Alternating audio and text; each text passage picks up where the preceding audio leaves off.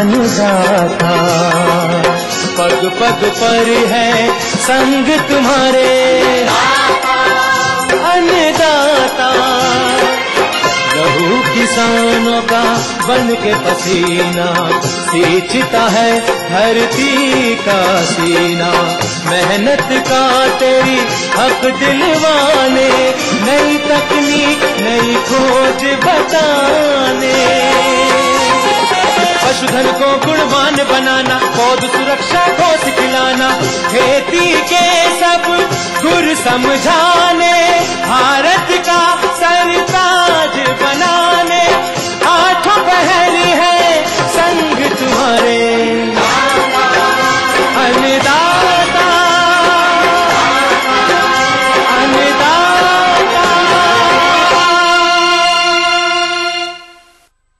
सुप्रभात किसान भाइयों, आप देख रहे हैं अन्नदाता कार्यक्रम। आइए देखें क्या है खास आज के इस कार्यक्रम में।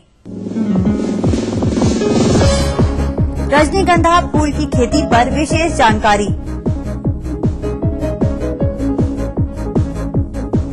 भिंडी की उन्नतशील प्रजातियां एवं बुवाई विधि।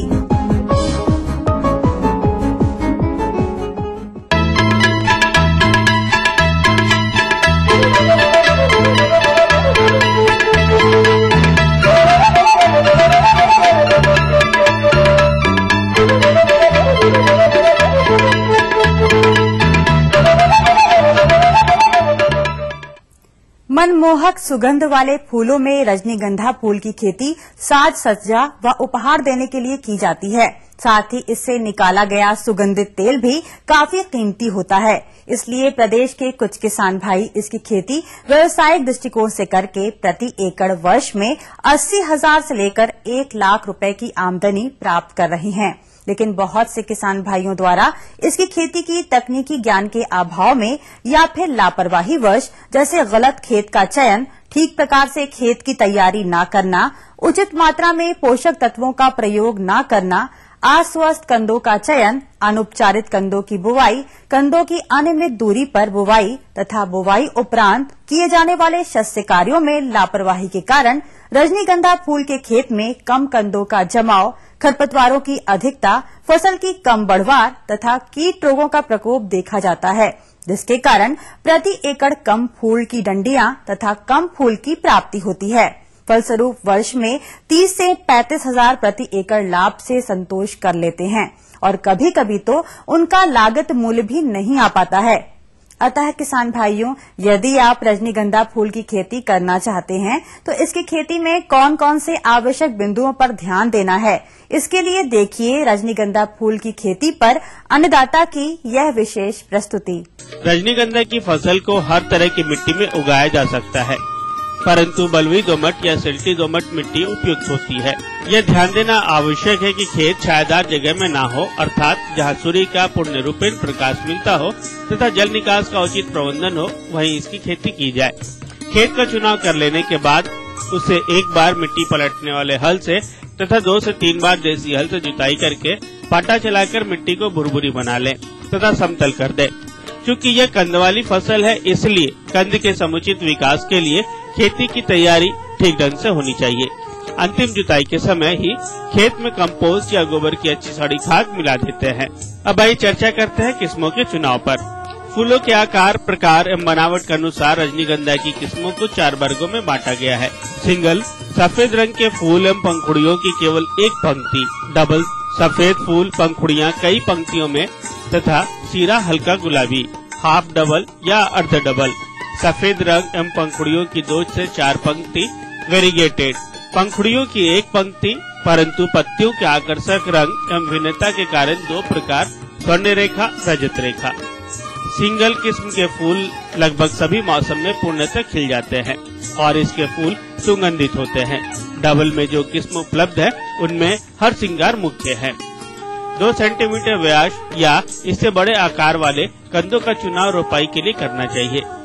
किसान भाई कंदों का चुनाव कर लेने के बाद इन कंदों को 2.5 ग्राम कार्बेंडाजिम प्रति लीटर की दर से कंदों को 20 मिनट तक उपचारित करने के उपरांत ही इनका रोपण करें। जहाँ तक किसान भाइयों खाद एवं उर्वरक प्रबंधन की बात है तो उसकी खेती के लिए खाद एवं उर्वरक की भरपूर मात्रा में आवश्यकता पड़ती है। उर्वरकों में 100 से 120 किलोग्राम नाइट्रोजन, 80 से 60 किलोग्राम फास्फोरस, 80 से 100 किलोग्राम पोटाश की मात्रा प्रति हेक्टेयर की दर से डालना चाहिए।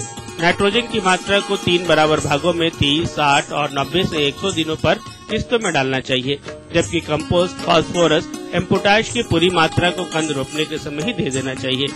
अब वही चर्चा कर लेते हैं कंदों की रोपाई पर। किस्म तथा फसल की अवधि 1, 2 या 3 वर्ष के अनुसार 1 से 3 कंदों को प्रत्येक स्थान पर लगाना चाहिए। सिंगल रजनीगंधा फूल की किस्म को यदि केवल 1 वर्ष में लगाना है तो प्रत्येक स्थान पर 3 कंदों की रोपाई करें। इससे उपज अधिक प्राप्त होती है। परंतु 1 वर्ष से ज्यादा समय की फसल लेनी हो तो 1 से 2 कंदों की रोपाई प्रति स्थान करें। डबल किस्म के कंदों की 1 वर्ष के लिए रोपाई प्रति स्थान 2 कंद तथा 1 वर्ष से अधिक समय के लिए 1 कंद की रोपाई करें। सिंगल किस्मों के कंद फसल को अवधि के अनुसार 15 से 30 गुने 15 से 30 सेंटीमीटर पंक्ति एवं पौधे की दूरी पर रोपाई करना उत्तम रहता है। कंदों को लगभग 5 सेंटीमीटर की गहराई पर रोपना चाहिए। रजनीगंधा की कंद रोपने का उपयुक्त समय मार्च से अप्रैल महीना उत्तम माना गया है, किंतु सिंचाई की व्यवस्था न होने पर जून जुलाई में भी कंदों की रोपाई की जा सकती है। अब आइए चर्चा करते हैं सिंचाई एवं निराई गुड़ाई प्रबंधन पर। किसान भाइयों, कंद रोपने के बाद जमीन में पर्याप्त नमी आवश्यक है। बरसात के मौसम में आवश्यकता अनुसार, जबकि गर्मी में 2 से 4 दिनों के अंतराल पर एवं शरद ऋतु में 7 से 8 दिन के अंतराल पर सिंचाई करनी चाहिए। सही मात्रा एवं सही समय पर सिंचाई करने से फूल की उपज में संतोषजनक वृद्धि होती है। खेत में खरपतवार दिखाई देते ही निराई गुड़ाई करनी चाहिए। इससे मिट्टी ढीली होती है तथा कंद एवं जड़ों का विकास सही होता है। इस प्रकार किसान भाइयों, बताई गई बातों को ध्यान में रखकर अगर आप वैज्ञानिक पद्धति से अपने प्रदेश में रजनीगंधा की बीज बिजाई प्रबंधन करेंगे तो आपको रजनीगंधा से ताजे फूल लगभग 100 से 125 क्विंटल प्रति वर्ष प्रति हेक्टेयर की दर से प्रथम 2 वर्षों तक तथा तीसरे वर्ष 90 क्विंटल प्रति वर्ष प्रति हेक्टेयर प्राप्त होते हैं।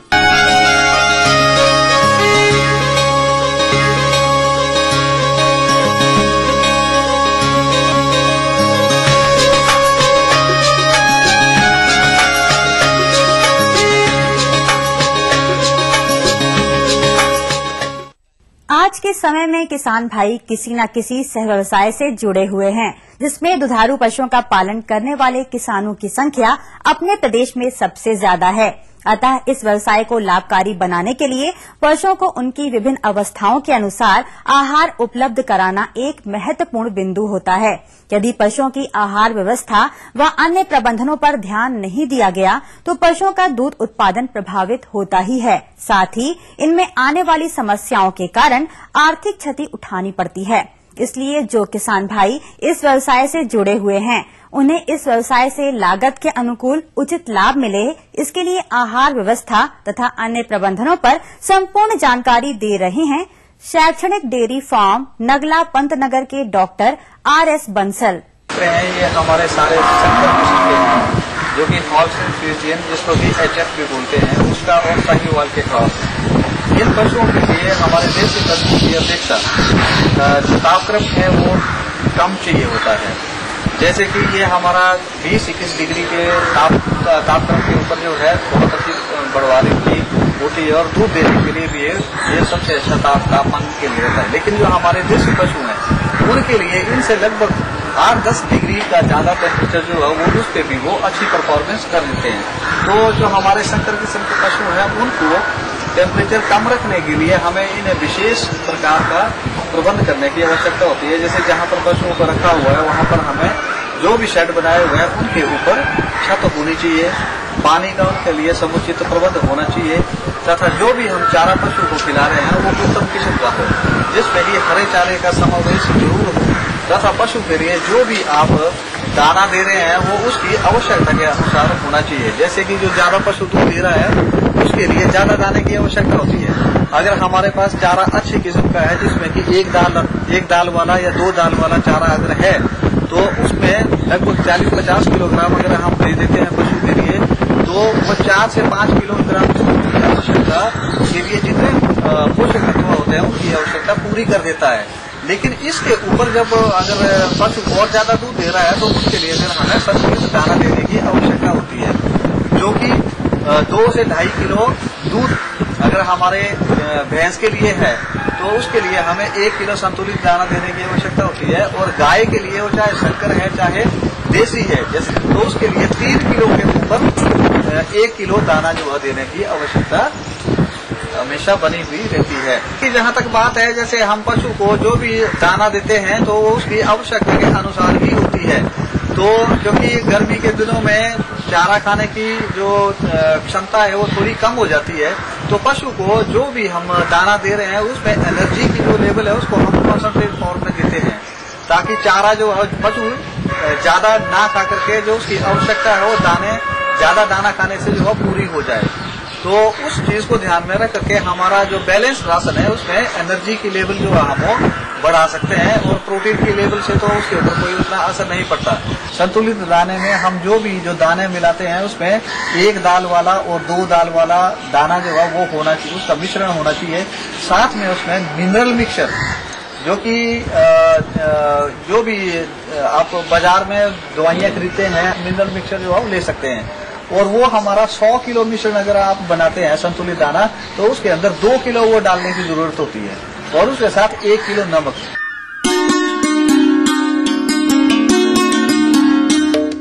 तो जैसे मौसम बदलता है तो मौसम बदलने के साथ साथ पशु का प्रबंध भी उसी तरह से होना चाहिए। उसको गर्मी से बचाएं, अगर कहीं पर ज्यादा टेम्परेचर है या छायादार पेड़ हैं तो उनके नीचे रखें, और पशु को ज्यादा गर्मी पड़ने पर आप नहलाएं तो उससे आपका पशु भी साफ सुथरा रहेगा और उसमें कीड़ियों वगैरह की जो प्रॉब्लम है वो भी नहीं होगी। छोटे बच्चों के लिए जैसे बच्चा ब्याता है तो जैसे हम 3 दिन तक जो माँ का पहला दूध आता है उसको हम खीस बोलते हैं, तो वो खीस जो है बच्चे को उसके वजन का 10वां हिस्सा जो है जरूर पिलानी चाहिए। वो 3 दिन तक ये दूध आता है और बच्चे के लिए वो बहुत जरूरी है, क्योंकि उसमें ऐसे गुण होते हैं जो कि बच्चे को, जैसे हम अपने बच्चों को टीकाकरण करवाते हैं तो उसी तरह से उसमें भी टीकाकरण करवाने के ही तरह के गुण पाए जाते हैं, और उसकी पहली डोज जो है बच्चे को लगभग 1.5 से 2 घंटे के अंदर मिल जानी चाहिए, तथा उसके 3 दिन के बाद फिर वो नॉर्मल दूध की तरह ही आने लगता है। तो फिर हम बच्चे को उसके वजन के 10वां हिस्से के हिसाब से ही वो हम पिला सकते हैं।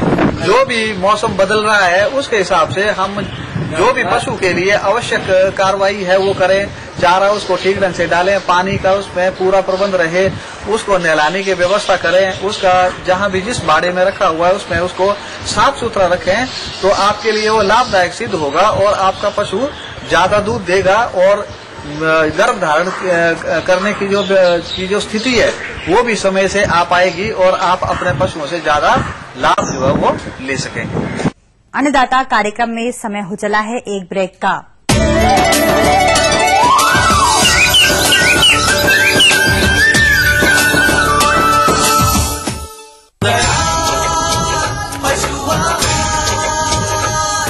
असली भरोसेमंद दयाल पशु आहार, दूध दमदार, आप शानदार।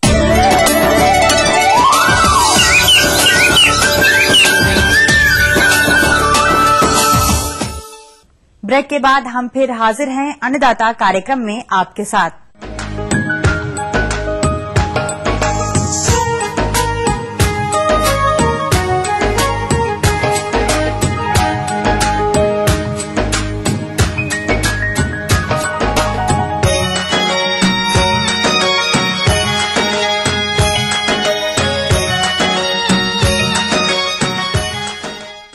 फलोद्यानिकी के अंतर्गत हमारे जिन किसान भाइयों ने अनार के उद्यान लगा रखे हैं, उनमें पुष्पन से लेकर छोटे छोटे फल बनने की अवस्था चल रही है, और यह अवस्था उत्पादन एवं गुणवत्ता की दृष्टि से काफी महत्वपूर्ण होती है। अतः इसमें समय समय पर कुछ प्रबंधन कार्यों जैसे खरपतवार, सिंचाई, उर्वरक एवं पौध संरक्षण आदि पर विशेष ध्यान देने की आवश्यकता होती है। किसान भाइयों, इनमें यदि आप लापरवाही बरतते हैं तो उद्यान में अनेक प्रकार की समस्याएं आ जाती हैं, जैसे फलों का गिरना एवं फलों का फटना, कीट व्याधियों का प्रकोप इत्यादि, जो कि आगे चलकर कम एवं निम्न गुणवत्ता युक्त उपज का कारण बनते हैं। तो किसान भाइयों, वर्तमान में अनार के उद्यान में कौन कौन से प्रबंधनों को अमल में लाया जाए, आइए जानते हैं एक विषय विशेषज्ञ से। साल में 3 बहारें अनार की किसान भाई ले सकते हैं, अम्बे बहार, मृग बहार और हस्ते बहार। यदि किसान भाई अनार की फसल ले रहे हैं तो अभी जैसे फूल आने से करीब 7 सप्ताह पहले खाद और उर्वरकों को देना बहुत जरूरी है। उसमें पौधे की उम्र के हिसाब से नाइट्रोजन, फास्फोरस और पोटास किसानों को देनी चाहिए, और यदि देसी खाद की उपलब्धता हो या वर्मी कंपोस्ट खाद हो तो उसको भी देना चाहिए, ताकि जो फूल है वो अच्छी मात्रा में आए और अच्छी क्वालिटी के फल इसमें मिले। फूल आते समय खाद देना ज्यादा फायदेमंद नहीं है। खाद की मात्रा पौधों की उम्र पर निर्भर करती है और मिट्टी की जांच के आधार पर निर्धारित करनी चाहिए। फिर भी एक कॉमन रूप से यदि 4-5 साल का पौधा है तो सिंगल सुपर फास्फेट खाद 200-300 ग्राम से स्टार्ट कर सकते हैं। इसी तरह म्यूरेट ऑफ पोटाश है, वो भी 100 ग्राम 150 ग्राम उम्र के हिसाब से आप दे सकते हैं। और ये खाद है वो देते समय ध्यान रखें कि पूरा उसकी कैनोपी में पूरी तरह इसको खाद को फैलाएं और मिट्टी में अच्छी तरह से दबा दें। खाद देने के बाद में अच्छा पानी भी पौधे को पिलाना चाहिए, ताकि वो खाद है वो पूरी तरह से घुल के और पौधों को उपलब्ध हो जाए। और किसान भाइयों को ये ध्यान में रखना है कि जब फूल से फल बन जाए तो उसमें एक कीटनाशक और फफूंदनाशक का छिड़काव जरूर करें। होता यह है कि इसमें फल मक्खी से काफी नुकसान होता है अनार के अंदर, और फल मक्खी अनार में इसी अवस्था के अंदर फूल से जब फल बनता है उसी समय वो अंडे अपने दे देती है, और उस अंडों से लार्वा निकल के और उस छोटा जो फल है उसके अंदर लार्वा चला जाता है। लार्वा अंदर ही अंदर अनार के फल को खाता है, और जब लार्वा की स्टेज अंतिम अवस्था में होती है तब वो फल के नीचे की तरफ से छेद करके वो बाहर निकलता है। तो उसमें यदि कोई किसान कीटनाशक दवाई का छिड़काव करता है या फल मक्खी का कंट्रोल करना चाहें तो वो संभव नहीं है, क्योंकि जितना नुकसान होना था अनार को वो फल मक्खी के माध्यम से हो चुका होता है। तो इसमें जब फल बन रहे हैं उसमें आप इमिडाक्लोप्रिड 5 ml प्रति 15 लीटर पानी में और 30 ग्राम बाविस्टिन प्रति 15 लीटर पानी में, इन दोनों को मिला के और इसका छिड़काव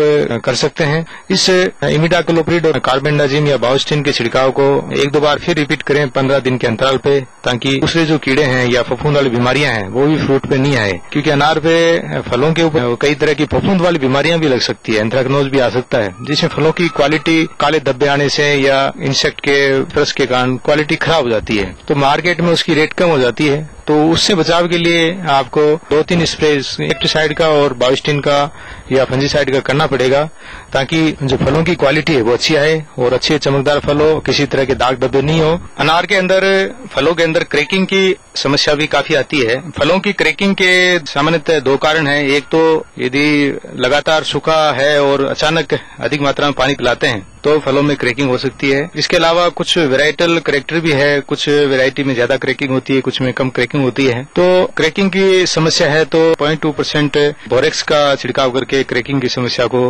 अनार के अंदर कम किया जा सकता है। इसके अलावा दूसरा कि जो पानी है नियमित अंतराल पे किसान भाई बगीचे में पानी देते रहें फल लगने से हार्वेस्टिंग तक, ताकि फलों के अंदर क्रैकिंग है वो कम आए।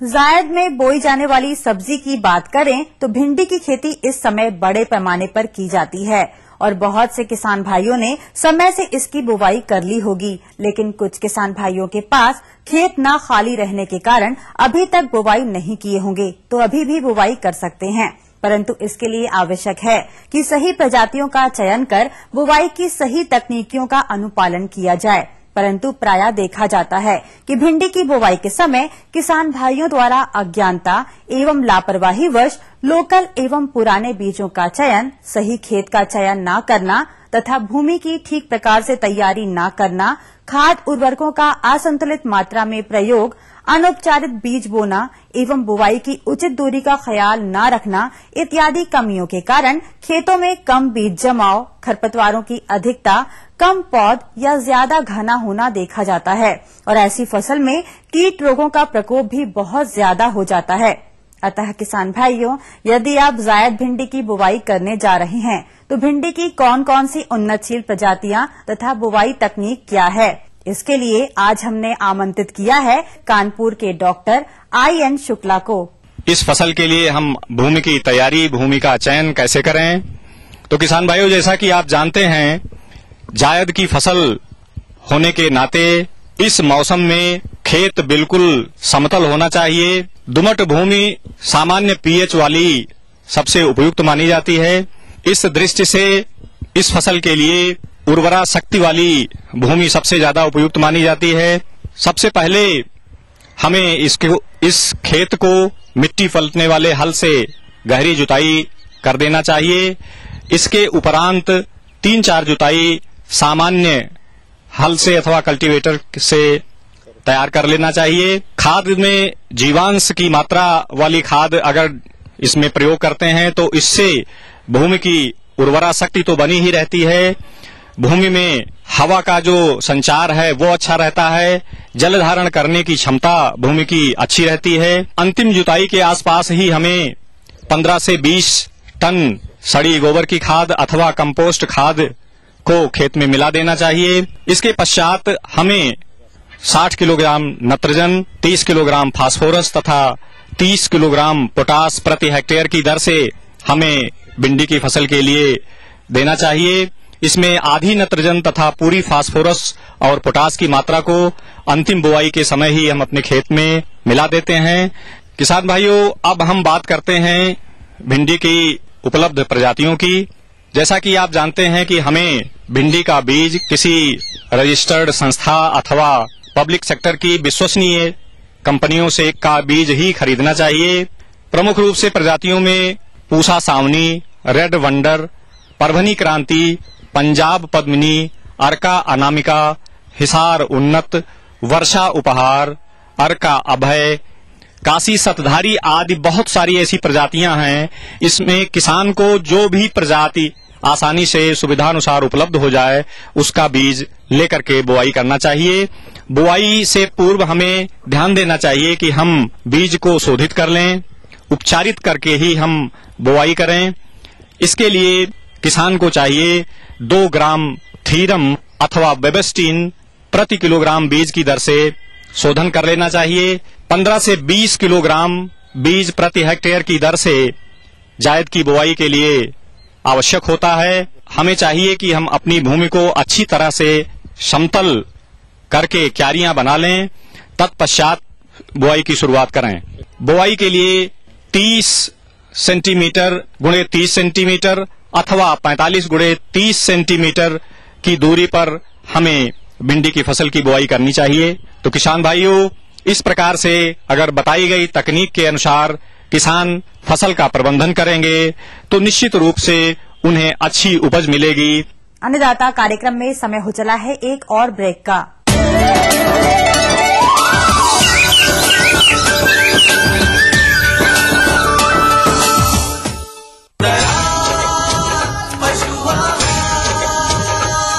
असली भरोसेमंद दयाल पशु आहार, दूध दमदार, आंख शानदार।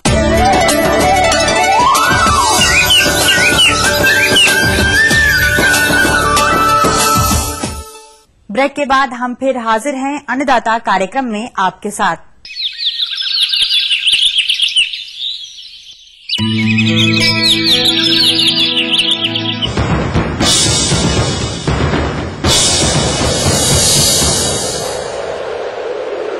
रोज की तरह अन्नदाता हेल्पलाइन में है पूछे गए प्रश्नों का समाधान। आज की अन्नदाता हेल्पलाइन में हमने जिस प्रश्न को शामिल किया है उसे पूछा है मलब बलिया के शिवानंद राजभर ने। इन्होंने बकरियों की उन्नत नस्लों के बारे में जानकारी चाहिए है, तो इसके लिए देखिए कार्यक्रम का यह अंश।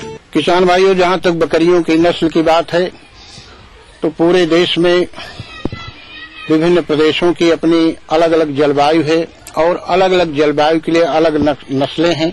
जहाँ तक प्रश्न उत्तर प्रदेश का है, यहाँ चूंकि समशीतोष्ण जलवायु है और हमारे इस प्रदेश में जो बकरियां बहुत अच्छी तरह उपयोगी साबित हुई हैं, उसमें मध्य से लेकर के पश्चिमी उत्तर प्रदेश के लिए जमुनापारी और पूरे प्रदेश के लिए बर्बरी बकरी, ये प्रमुख नस्लें ऐसी हैं जो हमारे प्रदेश के लिए ज्यादा उपयोगी है। इनमें से बर्बरी एक ऐसी बकरी है जिसको बांध करके भी हमारे पास कम स्थान हो सीमित दायरे में हमको पशुओं का विकास करना हो, बकरी पालना हो, तो हम बर्बरी बकरी का उपयोग कर सकते हैं, क्योंकि चरागाह के अभाव में भी इस नस्ल को आप पाल सकते हैं। अब प्रश्न आता है कि इन तीनों नस्लों को हम पहचाने कैसे।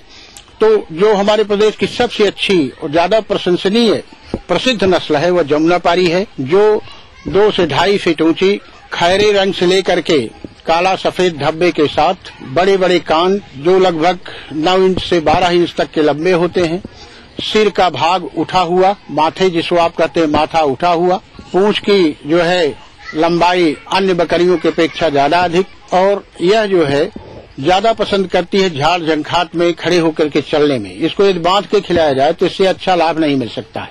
इसलिए जमुनापारी बकरी को आप देख के ही पहचान जाएंगे कि इतनी ऊंची और इस रंग की, इस तरह की बनावट की अन्य कोई बकरी नहीं है। और ये मुख्य रूप से इटावा, आगरा, यह जो क्षेत्र हमारे पश्चिमी उत्तर प्रदेश है, यहाँ एक प्रमुखता के जो चंबल घाटी आप कहते हैं मध्य प्रदेश का और उत्तर प्रदेश का लगा हुआ भाग, जहाँ पर बीहड़ बहुत ज्यादा है, इस एरिया में झांसी मंडल, आगरा मंडल, इन सब चीजों, कानपुर मंडल के दक्षिणी छोर तक आप देखें तो ये बकरियां बहुतायत पाई जाती हैं, और जहां इनको आप आसानी से प्राप्त कर सकते हैं। बर्बरी बकरी पूरे प्रदेश में पाई जाती है, लेकिन प्रमुख रूप से ये भदावर तहसील जो आगरा की है, इस क्षेत्र में बर्बरी बकरी सबसे अधिक पाई जाती है। इसी तरह से इटावा के अजीतमल क्षेत्र के आसपास वाले भाग जो हैं, बकेवर के जो भाग हैं, वहां भी बर्बरी बकरी के मेले लगते हैं और आप आसानी से खरीद सकते हैं। बर्बरी बकरी बिल्कुल मध्यम आकार की होती है, धब्बे दिखाई पड़ेंगे छोटे छोटे, कान इसके बिल्कुल हिरन की तरह दिखाई पड़ते हैं, एकदम उसी तरह से बराबर कान इसके खड़े रहेंगे, और इसके चारों पैर छोटे छोटे होंगे। शरीर का विकास जो है सीमित दायरे में होता है, थन पूर्ण विकसित होता है, 2 छिमियां होती हैं, सामान्यतया 1 बच्चे देती है, लेकिन जैसे जैसे पहले ब्यात के बाद आगे बढ़ती है 2 से 3 बच्चे भी देना शुरू कर देती है। इसमें दुग्ध उत्पादन भी औसत दर्जे का है। इस तरह से अपनी सुविधानुसार किस तरह की बकरी कैसी परिस्थिति में आपको पालना है, यह निर्णय आपको स्वयं लेना पड़ेगा, या उस क्षेत्र के जो विशेषज्ञ हों आपको सलाह दे सकते हों, उनसे बात करके आप इस पर निर्णय ले सकते हैं और इस व्यवसाय को सफलतापूर्वक संपादित कर अपनी आर्थिक स्थिति को सुधार सकते हैं।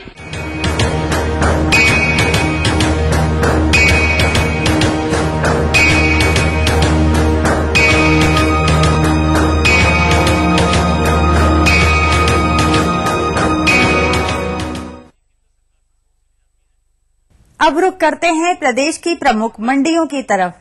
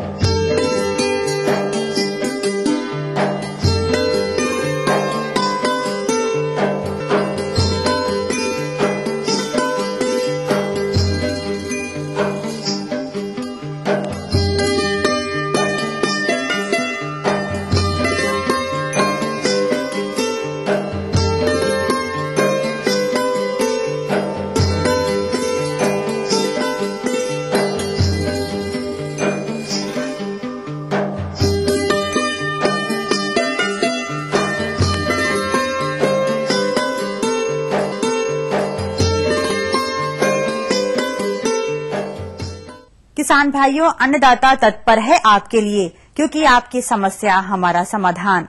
इस हेतु पत्र लिखें इस पते पर। हमारा पता है प्रोड्यूसर अन्नदाता, ETV Uttar Pradesh Uttarakhand, Ramoji film city Hyderabad 501512, या फिर मेल करें annadaata.up@etv.co.in पर। फिलहाल अन्नदाता कार्यक्रम में आज इतना ही। कल फिर मिलेंगे कृषि संबंधित नवीनतम जानकारियों के साथ। तब तक के लिए आज्ञा दीजिए। नमस्कार।